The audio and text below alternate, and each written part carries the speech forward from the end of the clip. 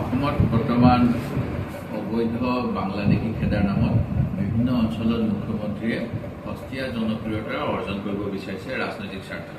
আৰু যোৱাকালি তেখেতে কৈছে যে তেখেত থকালৈকে অসমৰ বিভিন্ন খিলঞ্জীয়া জনগোষ্ঠীসমূহে গভীৰ আস্থাত ল'ব পাৰে বিজেপি চৰকাৰক, তেখেতসকলক উচ্ছেদ নকৰে। কিন্তু একেবাৰে এই কথাখিনি অসত্য। মাননীয় মুখ্যমন্ত্ৰী সৰ্বানন্দ সোণোৱাল ডাঙৰীয়া যেতিয়া মুখ্যমন্ত্ৰী আছিল তেতিয়াই প্ৰথম আমি দেখা পাইছিলোঁ বৰহমপুৰত এটা আদানীৰ সম্বন্ধীয় মানুহৰ কোম্পানী এজিঅ'ৰ পাৱাৰক মিকিৰ বামুণী গ্ৰাউণ্ডত খিলঞ্জীয়া যিসকলক ডেফিনেশ্যন দিয়া হ'ল কাৰ্বি জনগোষ্ঠী বা চাহ জনগোষ্ঠীৰ লোকসকলক খেতি মাটিৰ পৰা তেওঁলোকৰ ৰাইজী খতিয়ান থকা স্বত্বক উচ্ছেদ কৰা হ'ল। আৰু বিধানসভাত যেতিয়া এই কথাটো ক'লোঁ, মুখ্যমন্ত্ৰীয়ে অতি তুলুঙা মন্তব্য দিছিল। তেখেতে কৈছে মোৰ মুখ্যমন্ত্ৰীত্বৰ কালছোৱাত হোৱা নাই। মই মানি ল'লোঁ তেখেতৰ মুখ্যমন্ত্ৰীত্বৰ কালছোৱাত হোৱা নাই, কিন্তু আমাৰ অসমৰ যি কেবিনেটত কালেক্টিভ ডিচিশ্যন হয়। মুখ্যমন্ত্ৰী মহোদয় মুখ্যমন্ত্ৰী নহ'লেও কেবিনেটৰ গুৰুত্বপূৰ্ণ মন্ত্ৰী হিচাপে এই ডিচিশ্যন লোৱা হৈছিল মিকিৰ বামুণী গ্ৰাউণ্ডত ৰায়তী খতিয়ান নাকচ কৰি মাটিবিলাক আজিৰ কোম্পানীক দিয়ে। আৰু তাৰ পৰৱৰ্তী সময়ত এতিয়াতো আমি দেখি আছোঁ, সিদিনা মোৰ লগত অকণমান কথাৰ মনোমালিন্য ঘটিলে বিধানসভাৰ ভিতৰত, যেতিয়া মই ক'লোঁ যে পলাশবাৰীৰ পৰা বৰদুৱাৰলৈকে এখন ছেটেলাইট চিটি কৰাৰ কথা আছে। মুখ্যমন্ত্ৰীয়ে ক'লে বৰদুৱাৰত কৰাৰ কথা নাই, পলাশবাৰীত কৰা। কিন্তু আমি পিছত গম পালোঁ বৰদুৱাৰ TN টিম্বাৰৰ মানুহখিনিক উচ্ছেদ কৰিবলৈ ব্যৱস্থা লৈছিল, যাতে পলাশবাৰীৰ যি লজিষ্টিক পাৰ্ক বা ছেটেলাইট মানে ডাঙৰ এখন ইণ্ডাষ্ট্ৰিয়েল পাৰ্কৰ অংশ হিচাপে বৰদুৱাৰৰ মাটিখিনি অধিগ্ৰহণ কৰিব বিচাৰিছিলে বা কিনি ল'ব বিচাৰিছিলে। ঠিক তেনেকৈ পৰ্বতজোৰাৰ কথাটো ক'ব পাৰোঁ। তাতোতো জনজাতীয়সকলকে উচ্ছেদ কৰাৰ ব্যৱস্থা।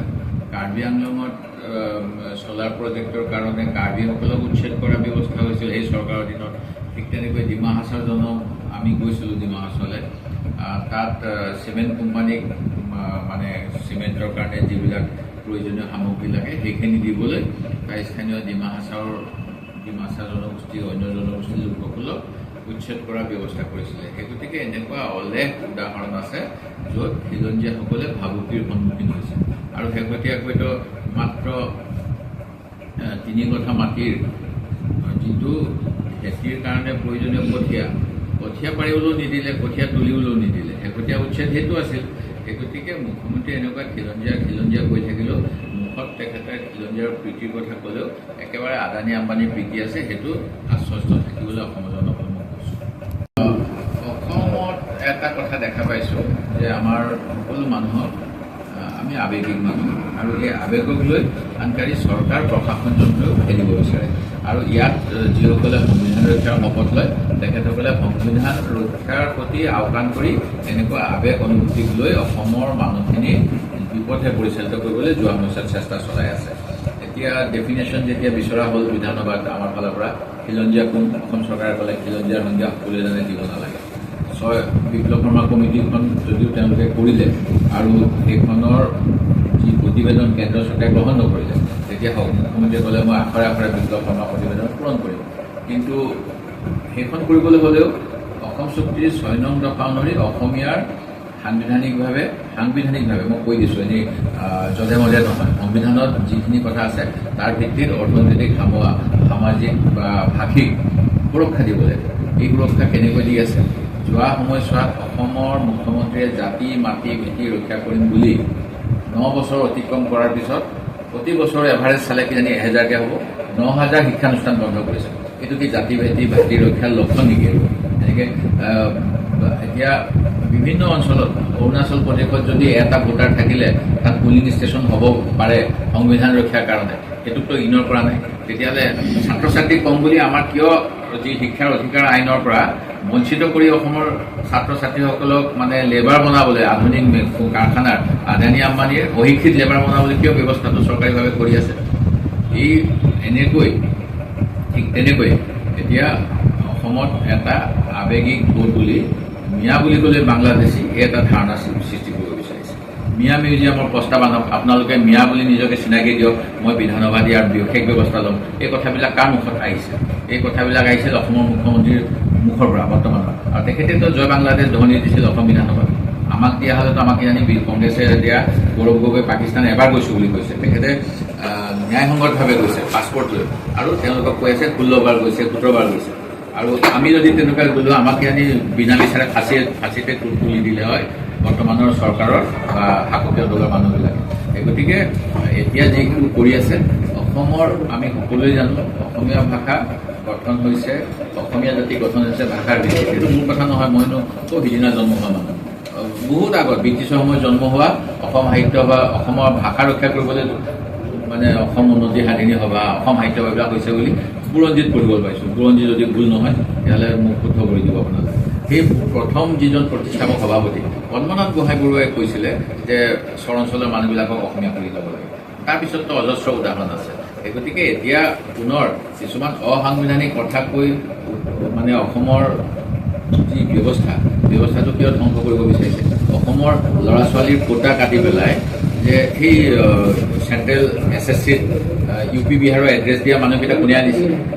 অসমীয়া যুৱককতো কেন্দ্ৰীয় গৃহ দপ্তৰৰ চাকৰিৰ পৰাও বঞ্চিত কৰিছে যোৱা সময়ত। এইমছত কিমান বাহিৰা যুৱক আছে তেখেতৰ নিজৰ সমষ্টিত। তেতিয়াহ'লে এইবিলাক মানে অন্য প্ৰদেশৰ পৰা অন্য ধৰ্মৰ মানুহ আনি অসমীয়াসকলৰ ধৰ্মটো অলপ বেলেগ। মোৰ মতে মহাপুৰুষ শংকৰদেৱক যেনেকৈ আমি মানো, আমি শাক্ত ধৰ্মৰ বিভিন্ন অনুষ্ঠানবিলাকো মানো। এতিয়া অকল ধৰ্ম নামত আমাৰ অসমীয়া সমাজখন কিয় খেলি মেলি কৰিব বিচাৰিছে, যিটো ভাষাৰ ভিত্তিত হোৱা বুলি সকলোৱে কয়। গতিকে বৰ্তমান সময়ত চৰকাৰখনেও যি উজনি উত্তেজনা বৃদ্ধি পাইছে, এনেকুৱা যোৱা বছৰ হৈছিল। যোৱা বছৰ যিটো অভিযোগ থানাত অভিযোগ পঞ্জীবদ্ধ হৈ আছে মুছাপুৰ থানাত, বিজেপিৰ জিলা সভাপতিজনৰ চাব কণ্ট্ৰেক্টৰ এজন ঠিকাদাৰ আছে চাহেৱালা নামৰ, তেখেতে এটা মুখ্যমন্ত্ৰীৰ 10 কোটি টকীয়া স্কিল প্ৰজেক্ট কৰি আছে। এই স্কিল প্ৰজেক্টটো চাব কণ্ট্ৰেক্ট কৰি আছে বিজেপিৰ নেতা উপনেতা পালি নেতাক। তাতে যিটো লেবাৰ কেম্পত নামনি অসমৰ মানুহ গৈছিল, তেওঁলোকক পিঠিত এতিয়া যেনেকৈ এই সৰু কথাত কাৰোবাক পিটিছে সৰু ল'ৰাকেইটাক, ঠিক তেনেকৈ কিবা কিবি মানে অত্যাচাৰ কৰিছিল। এই কেছটো হৈছিল যোৱা বছৰ, আৰু এই বছৰ এবছৰ কিজানি হোৱাই নাই। সেইখিনি হৈছিলে আগষ্ট মাহত, এই আগষ্ট হৈছিল। 11 মাহৰ পিছত আকৌ একে ঘটনা হৈছে। তো অসম চৰকাৰে এনেকৈ কিয় উত্তেজনা বৃদ্ধি কৰিব বিচাৰে। প্ৰকৃত বাংলাদেশীসকলক অসমৰ পৰা বিতৰণ কৰক, ভাৰতবৰ্ষৰ পৰা বিতৰণ কৰক, দ্বিপাক্ষিক চুক্তি কৰি যি কৰিব লাগে ভাৰতৰ পৰা লৈ যোৱাৰ ব্যৱস্থা কৰক। ডিটেনশ্যন কেম্পতো ৰাখিব নালাগে, কথাই মানে। কিন্তু বিদেশী নামত যিকোনো মানুহক অত্যাচাৰ কৰাটো উচিত নহয়। সেইটো আমাৰ স্থিতি পুনৰবাৰ আমি কৈছোঁ। শিৱসাগৰ জিলা বন্ধটো এটা বেলেগ কাৰণত হৈছে। শিৱসাগৰ জিলাত এগৰাকী জিলা পৰিষদৰ সদস্যা যিটো আপোনাৰ জনজাতিৰ, আৰু সেই আসনখন জনজাতিৰ বাবে গুৱাহাটীত বিজেপি চৰকাৰে সংৰক্ষণ কৰিলে। সংৰক্ষণ কৰাৰ আগত নিশ্চয় তেওঁলোকে কথা বাৰ্তা পাতি চাব পাৰিলে, এনেকুৱা এটা ৰিজলিউশ্যন ল'ব পাৰিলে হয় য'ত এটলিষ্ট 30% বা 40% জনজাতিৰ প্ৰতিনিধি আহিছে, তাত আমি জনজাতিক সুৰক্ষা দিম।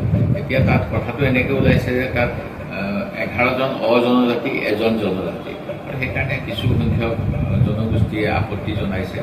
মোৰ সেই বিষয়ত মন্তব্য দিবলৈ নাই। কথাবিলাক মানুহক উত্তেজনা কৰি জনজাতি অজনজাতিৰ মাজত বিভাজন অনা খেলবিলাক যে চৰকাৰী পক্ষই ইচ্ছাকৃতভাৱে কৰি আছে, এইটো অন্যতম এটা উদাহৰণ। এতিয়া গুৱাহাটীত লটাৰী বেচিছত এই কোনটো চিট ৰিজাৰ্ভেশ্যনত যাব, কোনটো চিট নাযাব, সেইখিনি কৰিব সময়ত তেওঁলোকে মডেলিটি উলিয়াই ল'ব লাগিছিল যে এটলিষ্ট যদি 40% জনজাতিও আছে আমি তাত জনজাতি দিম। এতিয়া তাত কৈছে যে অকল এটা চিট জনজাতি হ'ল 12টাৰ ভিতৰত। তাত জনজাতি দিয়াৰ কাৰণে কিছু সংখ্যক শাসকীয় দলৰ প্ৰতিনিধিও আপত্তি কৰিছে। অসম গণ পৰিষদৰ যিজন তাৰ জিলা সভাপতি, তেখেতৰ জিলা পৰিষদৰ নিৰ্বাচিত হৈছে। মই তেখেতৰ ফেচবুকত পোষ্ট এটা দেখা পাইছোঁ এনেকুৱা কৰাৰ কাৰণে। সেই গতিকে চৰকাৰখনৰ ইচ্ছাকৃতভাৱে ব্ৰিটিছৰ লগত যিহেতু সহযোগ আছিলে, ব্ৰিটিছৰ পৰা কিছু কথা এই চৰকাৰখনে শিকিছিলে, ডিভাইড এণ্ড ৰুল। সেই গতিকে অসমৰ অসমীয়া জনগোষ্ঠীটো অকল যে জনজাতিয়ে আছে তেনেকুৱা নহয়। জনজাতি হ'বলৈ বিচৰা বা জনজাতি নোহোৱাবিলাকক মিলি অসমীয়া জাতি। সেই গতিকে ডিভাইড এণ্ড ৰুল কৰিব লাগে কাৰণে শিৱসাগৰত এটা উৎকৃষ্ট উদাহৰণ দিব পাৰি তেওঁলোকে যিটো এনেকৈ কৰিছে।